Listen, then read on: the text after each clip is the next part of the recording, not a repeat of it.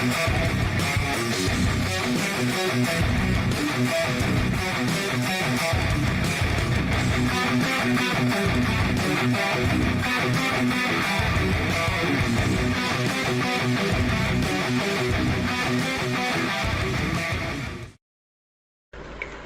that we've gone over the basics, we can begin animating.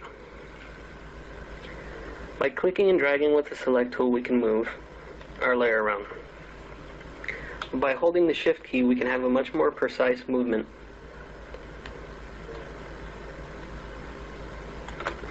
Or we can simply use the numerical entry underneath the layers options.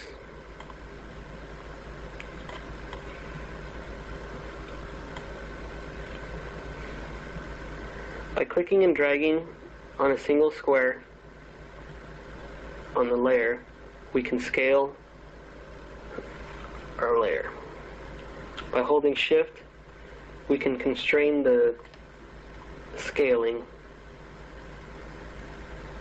to be in proportion. Using the clear boxes, we can squash and stretch our layer.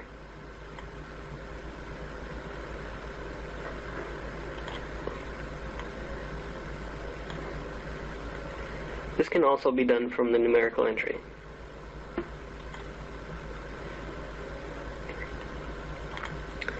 The rotate tool will allow us to rotate our layer around the anchor point.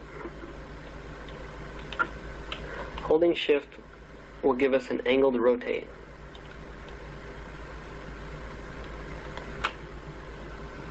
We can also change the rotation in the numerical entry.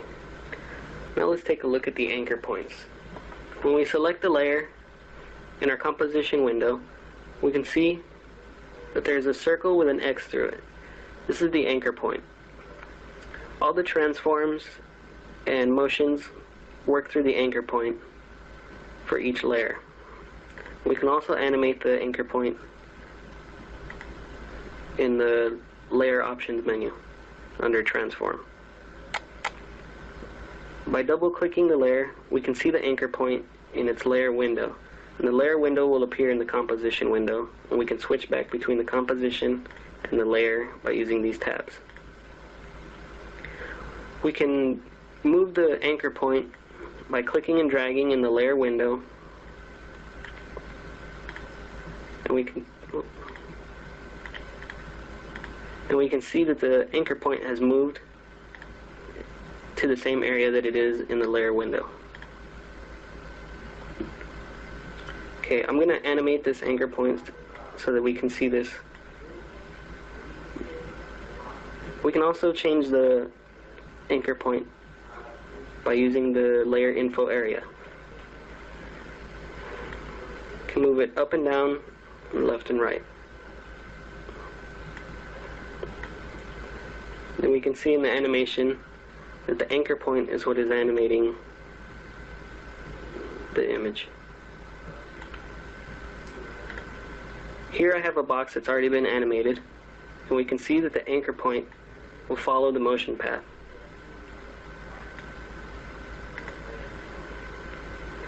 Let me animate the anchor point here so we can see how they work together.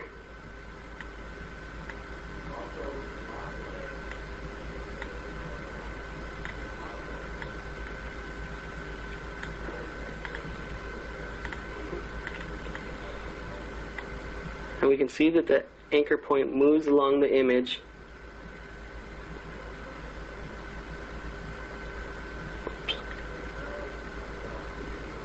and it follows the motion path. So the image moves separately while the anchor point follows the motion path. The rotate also uses the anchor point as an axis.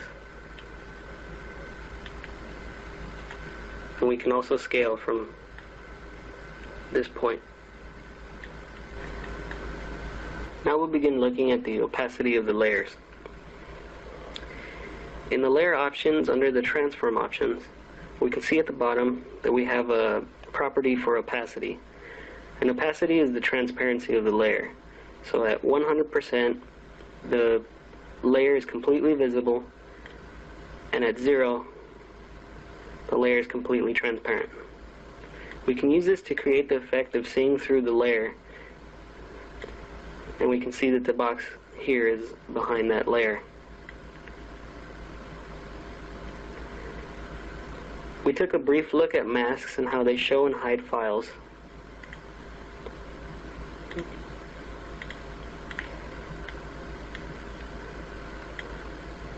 And we can use this together with the opacity to create different effects. Let's begin with the basics of keyframes for animation. By opening our layer options, we can see that under our transform option, there's certain animatable properties. We can tell that it's animatable by the stopwatch. You can see I've already made a few keyframes, and I'm going to show you how. By clicking the stopwatch, we turn the toggle on. You can see that at the time marker, a keyframe has been added. Anywhere that the time marker is located, when the toggle is turned on, a keyframe will be added.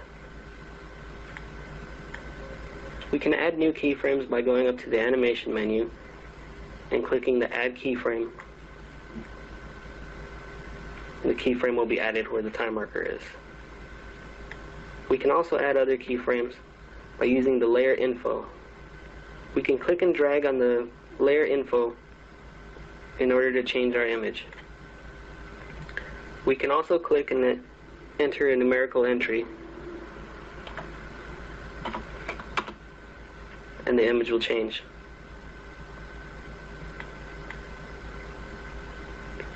We can delete keyframes by clicking them and pressing the delete key.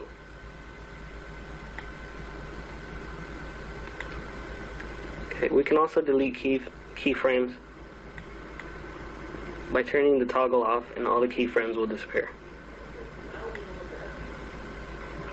You notice that the keyframe position is simulated in the frames between.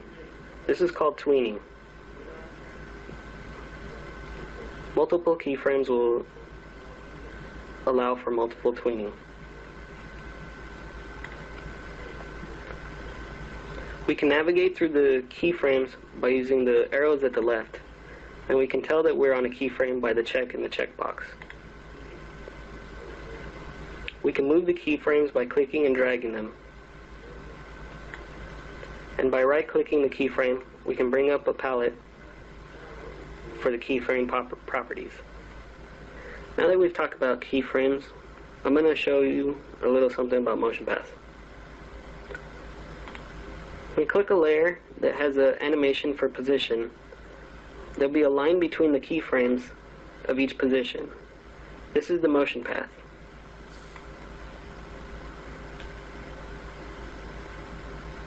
You can see that the layer will follow the motion path. This is useful for adjusting the motion path whenever it's necessary. You'll notice that each keyframe has a set of handles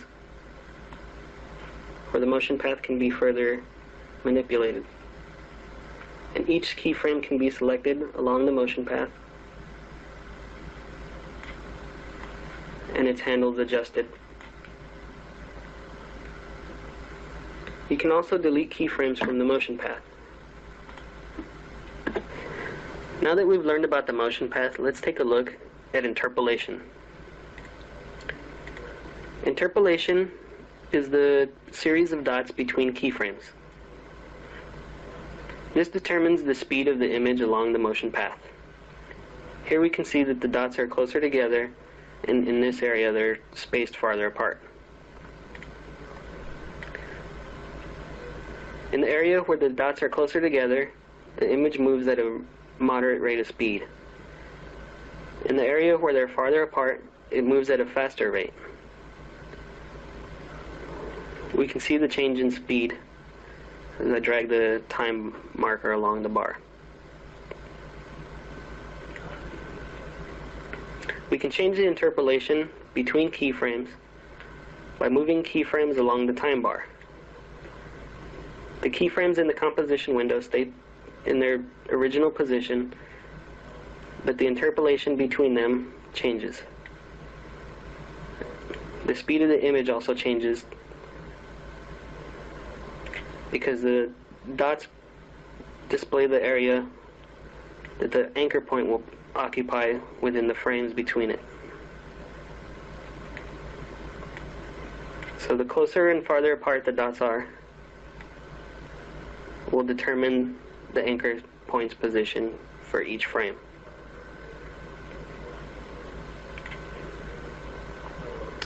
By right-clicking the keyframe, we can bring up the keyframe modifiers. And I'll be talking about these three. This is the toggle hold keyframe.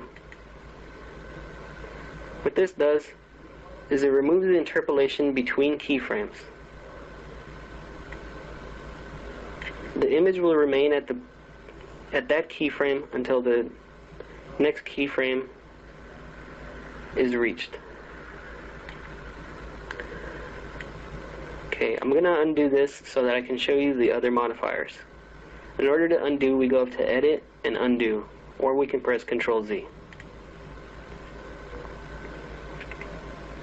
Okay, the next keyframe modifier is keyframe interpolation. Here we have the temporal interpolation, and that's the effect of the keyframes over time. The spatial interpolation changes the shape of the path.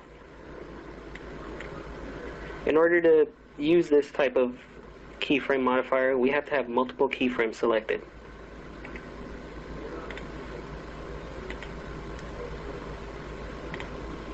I'm going to change the temporal interpolation first so we can see how that works. You can see there was a slight change so that the keyframes could be better spaced along the timeline. Or the motion path, sorry.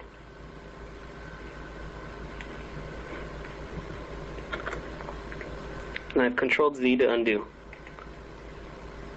Now I'll show the spatial interpolation. Here we can see that the motion path has changed drastically.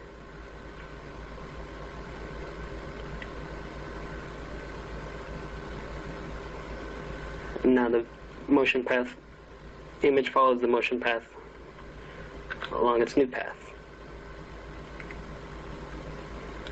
The keyframe velocity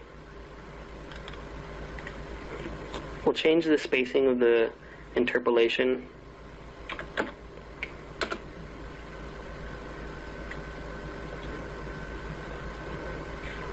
Although it is not a major change.